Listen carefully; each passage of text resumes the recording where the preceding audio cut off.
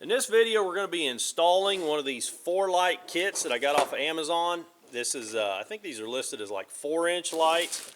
So you get 4 lights and the harness. It comes with a button, you know, everything you should need mostly to install this 4-light kit. They have multi-function.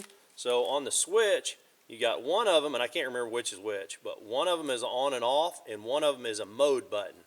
So these things have clear LEDs on top and bottom, and then they've got a row of yellow LEDs in the middle.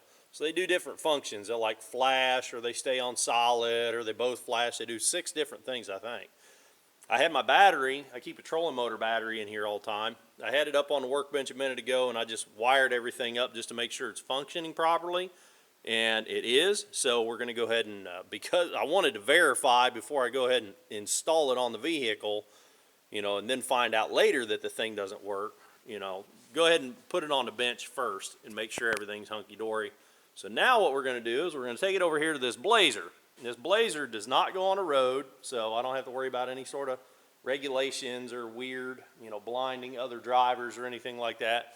I walked around the thing and decided how I want them, and I've decided I'm going to put them on the hood. So I'm going to put one on each corner of the hood, and then I'm going to put 2 in the center, and I'm going to sort of angle them a little bit so they're not both facing directly forward, but we're going to put a little angle on these and then put a little more angle on these over here, so hopefully get a pretty good wide field of view up here. The whole locations I picked, you know, for one, the field of view, and the other was that I can get to those holes from these access holes in the front of the hood here. So I didn't want to drill sort of back there in the middle of the hood and then have to deal with pulling that insulation down and stuff like that. We'll put them up here. They're less sort of less obtrusive, or they're not as much in your way when you're sitting in the thing looking, you know, down this way. They're kind of down over the slope of the hood a little bit, but they're still up high enough off the ground where they should cast a good bit of light. I didn't want to put them up on the roof because I didn't want to drag a limb or something across them and rip them off. So and then if I put them on the roof, I really didn't want to drill holes up there where water's going to be leaking in this thing. So I don't mind if a little water gets in the hood, no big deal. I'm going to go ahead and mount the brackets up first. These brackets, I've been sort of messing with them. The slots aren't as long as I'd like, and so keep that in mind, guys. If you order this kit, these slots aren't deep enough to allow you to get the full range of motion that you might like out of these lights. There are certain angles that you can't lean it back so far. Even if you flip the thing around, you can't quite get some of the angles that you want. So if you're going to mount these, you know, and make them like a 90 degree, which essentially the hood, we're going to call it flat. It's close to flat. I can get a 90 degree mount, but if I wanted to put it on slope, and I actually did look at mounting them on the door here, but the way the door pitches back, I can't get the lights to turn down far enough. So keep that in mind. Where you're going to mount them matters. You could, you know, fab up your own mounts, I guess, but to take advantage of the ones that come in a kit, there's certain angles you won't be able to achieve. So I drilled 5/16 holes in the hood. I'm not sure exactly what I'm going to do about the wiring just yet. I might drill another hole next to each of the mounting holes and just run the wire down through the hood. Of course, put a grommet so the sheet metal doesn't wear on the wire. But I'm going to go ahead and mount these brackets up. It's just as simple as dropping that bracket with that bolt, you know, down, and then putting the nut and washer up from underneath. And I'll show you what they look like once we get the brackets on there. I'll fix the lights. They got the 2 bolts in the light fixture. Those will also bolt down to that bracket. I'll get that stuff mounted up. It's pretty self-explanatory. All right, so I got them mounted on there. I had to bend the mount so you can see that that bracket should be touching the housing of the light in the front there, and you can see I had to bend it down, put probably almost a 1/2 inch gap in it, and then I had to shim the thing up with washers to allow for clearance for the wire that comes out of the housing there, and also for the bolts that hold that mount on it. It's a really poor design. you just can't get the angle that you want. It's, you're very, very limited in the angle that you can put those lights on without doing what I did. Bend the hell out of that bracket, and you know, now it's gonna be a little flimsier. But anyhow, they're on there, you know, this ain't no high dollar setup anyhow. Well, rather than running the wires around the front of the hood, I just went ahead and drilled them, put some grommets in. These little grommet kits from Harbor Freight come in real handy for, you know, a sorted pack like that. I ran both of those through the same hole, and that one looks really good. They're actually just snug enough where, I mean, if a guy were worried about water intrusion, this 3/8 hole fits that wire just perfect. So the kit doesn't really come with instructions. It's got one little piece of paper that talks about mounting a light bar. Well, that doesn't even help, you know, with this. But the wiring is very straightforward. So you got a relay, and that I just zip tied right there onto an existing hole. Or no, actually I think I drilled a hole in that little piece of plastic there just to give me something to mount the relay to. Zip tied the wire there, so everything sort of comes out of that relay. And then you've got one line that comes over to the battery, and it's very straightforward. You got a red wire with a ring terminal. Well, that just goes to the positive post. You got a black wire with a ring terminal. That goes to the negative post. And then also out of that relay, you've got one wire that runs up to the switch. So I tucked it up under the fender there, and I'm bringing it, that's the one with the clip. See that white clip there? The other end of that, if we follow that wire around, I drilled a hole in the firewall and ran it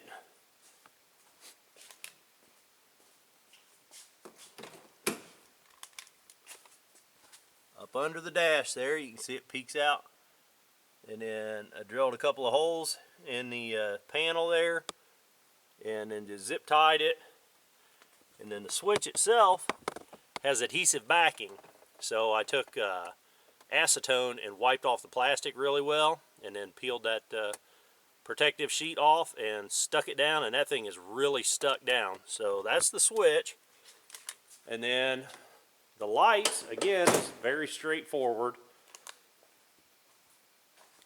There are two wires that come out of that relay. They run around again. I sort of tucked them all up under that fender together. And then those come up here. Follow them up. I drilled some holes in the underside of the hood. You know, it's the hood has you know, it's two pieces of metal.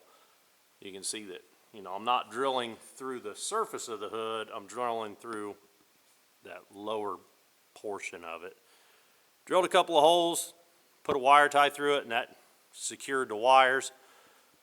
So then, because it's two wires, but you have four lights, you just pigtail two of them together. So I got the wire all, it worked really well to route the wires up in this hollow cavity on the front of the hood. So I pigtailed the two center lights together and used the blue crimp-on unions.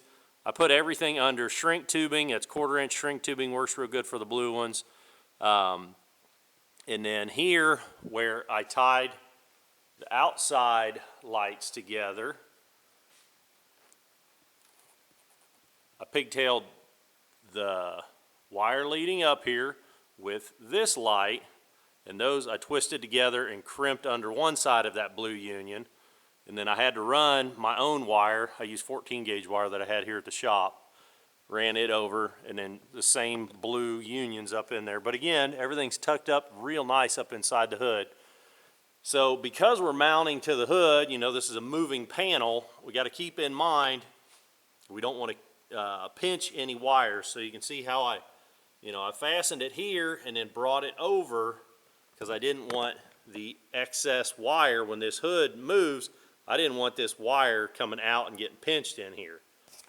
So that's why I secured it over here, so that when the hood does close, the wire folds in on itself and stays inside the hood.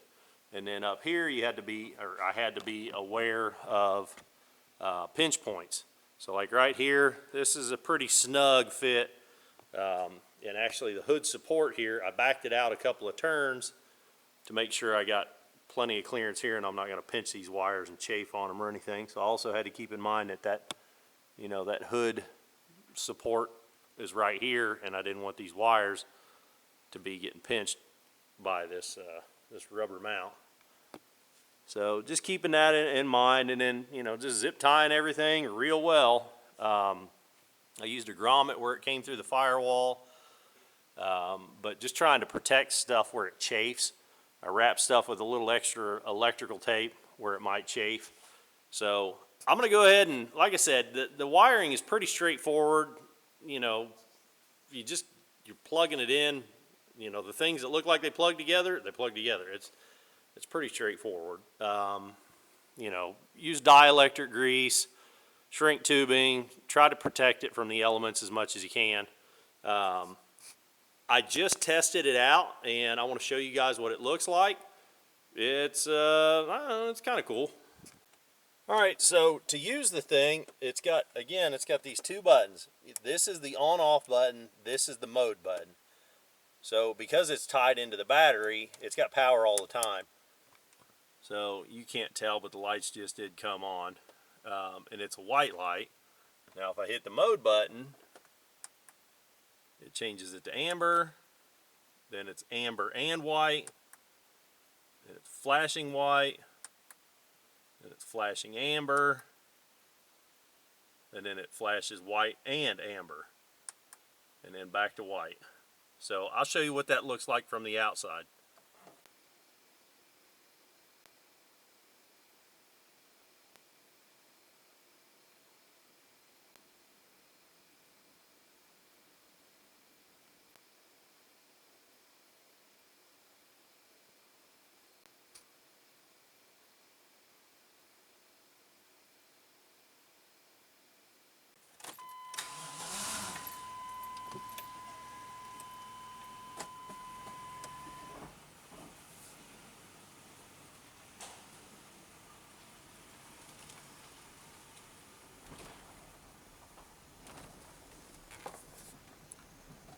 Now this camera does a really poor job of picking up light, period. And I can tell on the video that it's not coming across how bright these lights are. They're not extremely bright, but they are brighter than how it's coming across here. So we'll get out here in the dark by the field, and I'll show you what the different modes look like, sort of when we get away from the barn lights and stuff.